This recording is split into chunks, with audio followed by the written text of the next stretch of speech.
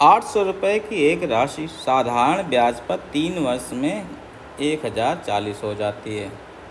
ठीक है ना।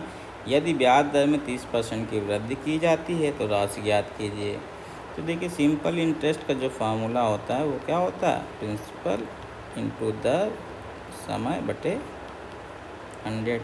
ये साधारण ब्याज होता है। ठीक है, तो ये है। तो हमारे पास अगर बात करेंगे तो साधारण ब्याज क्या आ जाएगा, यहाँ पे राशि कितनी दी है, 800। ठीक है, दर दे रखी है हमारे पास, दर निकालनी है। ठीक, और रेट दे रखा है, समय दिया 3 वर्ष बटे 100। और क्योंकि ये ब्याज है तो ब्याज क्या होता है, मिश्र धन माइनस मूलधन। तो मिश्र धन आपके पास दिया है 1040 और मूलधन है 800। तो ये हो गया आपके पास। ठीक है ना, तो ये आपको दे रखा है।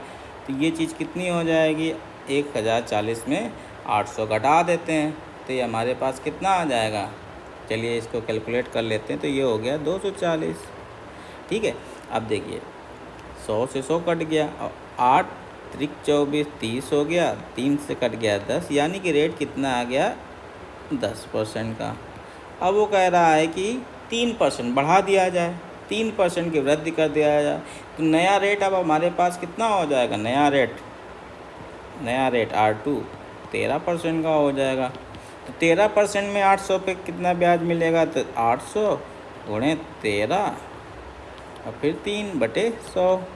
ये 100 से 100 कट जाएगा तो कितना हो जाएगा, 13 अट्ठे 104 और गुणे 3 हमारे पास 312 रुपये। ये ब्याज आ जाएगा 3 वर्ष का, ये ब्याज आ गया।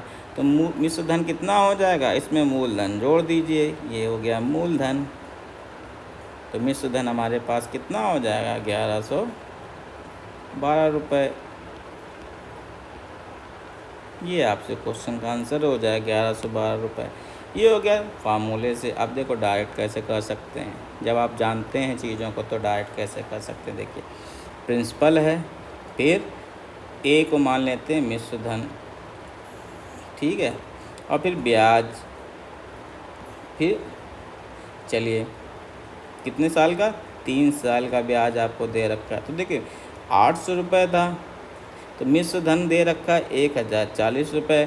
तो ब्याज कितना हुआ, इन दोनों को घटा देते हैं, 240 रुपये 3 साल का। तो 1 साल का ब्याज कितना हुआ, 1 साल का ब्याज कितना हुआ, 3 से भाग दे देते हैं 240 में, तो कितना हो गया, 240 बटे 3 80 आ गया। तो यहाँ से यहाँ देखें, ये देखो सीधा सीधा क्या होगा, 800 का 80 कितना हो गया, 10%, 80 रुपये।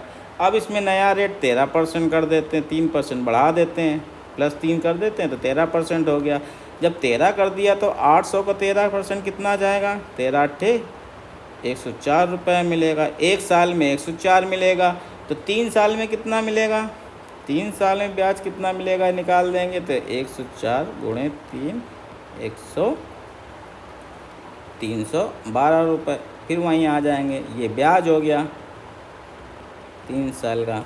अब ब्याज को मूलधन में जोड़ दीजिए, आपका आंसर आ जाएगा। तो दोनों ही तरीके हैं, ठीक है ना। तो जो हमारे पास मेथड होता है उसी से लॉजिक जनरेट हो जाता है। तो करते करते हमें कहाँ पहुँचना है, यहाँ पे पहुँचना है, ताकि क्वेश्चन को आसानी से